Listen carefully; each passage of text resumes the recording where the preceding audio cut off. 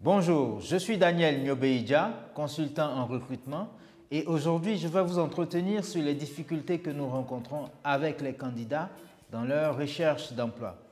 Alors, quand je parle de candidats, je parle aussi bien de jeunes diplômés que de cadres expérimentés. J'ai à mes côtés un candidat avec lequel je vais aborder ce sujet. Bonjour, je suis Lassina Berité, nouveau diplômé en quête d'une première opportunité d'emploi. Alors, Monsieur Berité, le constat que nous faisons aujourd'hui en tant que recruteur, c'est qu'il est difficile pour les jeunes diplômés de défendre leur profil au moment des entretiens. Alors, ce que nous vous conseillons en tant que recruteur, c'est pendant ces entretiens, vous devez mettre en avant les activités extra-professionnelles que vous avez eu à mener et insister beaucoup plus sur les traits de caractère que vous avez qui vous distinguent des autres candidats. Alors, si je vous ai très bien compris, pour moi en tant que profil junior, il serait intéressant pour moi de mettre l'accent sur mes activités extra-professionnelles. Donc, je vous prends un exemple. Lorsque j'étais en classe de licence, j'étais le délégué de toute ma promotion. Et là, j'étais chargé de représenter cette promotion auprès de l'administration.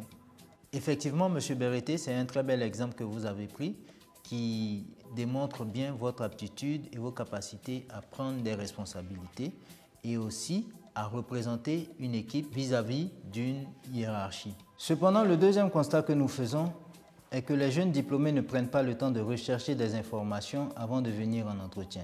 Le conseil que nous vous donnons, c'est d'effectuer plus de recherches sur l'entreprise pour avoir des informations précises sur son secteur d'activité, sa taille et ses valeurs, par exemple. Ce qui traduira votre degré de motivation pour l'entreprise et le poste. Pour en revenir à ce que vous avez dit, j'ai moi-même été dans une situation identique. Et je pense que c'est la raison pour laquelle je n'ai pas été retenu pour le poste. À présent, nous entamons le deuxième volet de nos échanges et nous recevons Madame Savi, avec qui nous allons échanger sur les difficultés que rencontrent les cadres dans leur recherche d'emploi. Bonjour, Monsieur Nyobeidja. Bonjour. Je suis Madame Savi. En tant que cadre, l'une des problématiques que nous rencontrons lorsque nous sommes en recherche active d'emploi porte sur l'attitude à avoir sur le marché du travail.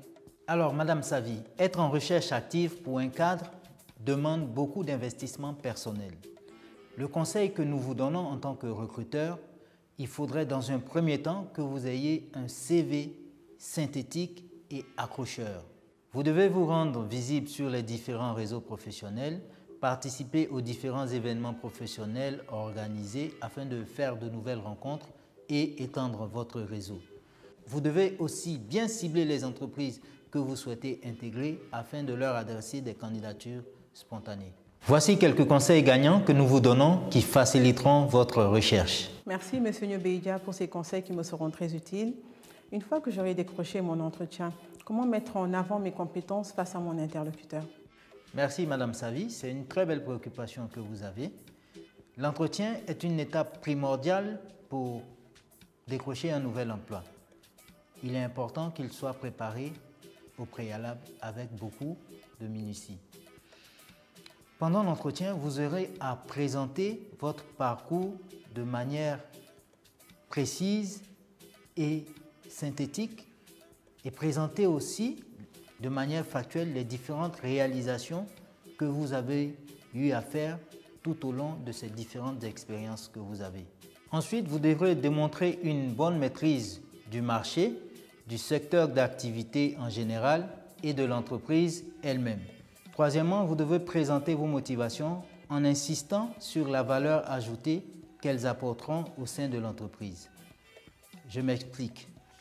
Un contrôleur de gestion insistera dans sa motivation sur ses aptitudes à mettre à la disposition des opérationnels des outils pour améliorer la gestion quotidienne de leurs activités. En dernier lieu, vous devez faire une analyse pertinente de vos qualités au regard de celles qui sont exigées par le poste. Merci, M. Nyobeidja. Merci, Madame Savi. Merci à tous nos internautes. À très bientôt pour d'autres workshops.